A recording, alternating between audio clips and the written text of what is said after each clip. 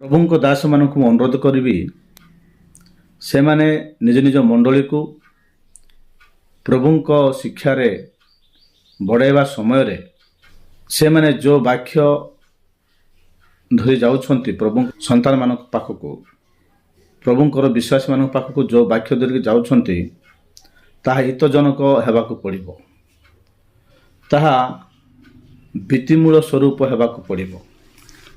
ଆପଣମାନଙ୍କୁ ମୁଁ ଜଣାଇବି,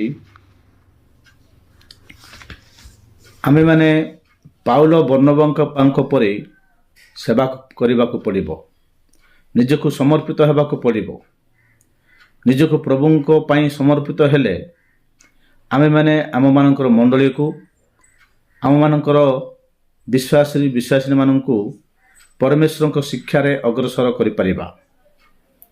ଆମେମାନେ ନିଜ ପରିବାରକୁ,